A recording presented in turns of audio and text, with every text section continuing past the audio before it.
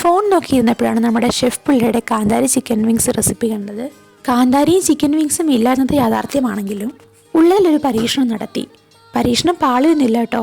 സംഗതി കിടിലനായിരുന്നു.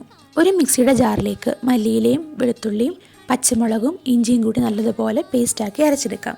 ഇതിൻ്റെ എല്ലാം അളവ് നമ്മുടെ ചിക്കൻ അനുസരിച്ച് കൂട്ടിയും കുറച്ചൊക്കെ എടുക്കാം കേട്ടോ. ഇതിൽ നിന്നും കുറച്ച് ചിക്കനിലേക്ക് ചേർത്ത് കൊടുത്ത് ബാക്കി മാറ്റി വയ്ക്കാം. നമുക്ക് ആവശ്യമുണ്ട്. ഇനി ഇതിലേക്ക് ചേർക്കേണ്ടത് 2 സ്പൂൺ തൈരും കോൺഫ്ലോറും ആവശ്യത്തിനുള്ള ഉപ്പും ചേർത്ത് കുറച്ച് നേരം മാഗ്നേറ്റ് ചെയ്ത് വെക്കാം. ഇനി ഓരോ ചിക്കൻ പീസുകളായിട്ട് എണ്ണയിലേക്കിട്ട് വറുത്തെടുക്കാം. ഇനി ഒരു ചട്ടിയിലേക്ക് ചിക്കൻ വറുത്ത അതേ എണ്ണ ഒഴിച്ച് ചെറുതായി അരിഞ്ഞ വെളുത്തുള്ളിയും ഇഞ്ചിയും സവാളയും കൂടി ഒന്ന് വഴറ്റിയെടുക്കാം.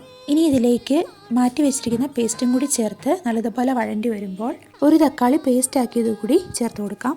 ഇനി ഇതിലേക്ക് 1/4 സ്പൂൺ മഞ്ഞൾപ്പൊടി, 1 സ്പൂൺ മല്ലിപ്പൊടി, 1/2 സ്പൂൺ കുരുമുളക് പൊടി, 1 നുള്ളുപ്പ് കൂടി ചേർത്ത് നല്ലതുപോലെ തിളച്ച് വരുമ്പോൾ വറുത്തു മാറ്റി വെച്ചിരുന്ന ചിക്കൻ കൂടി ചേർത്ത് ഇളക്കാം.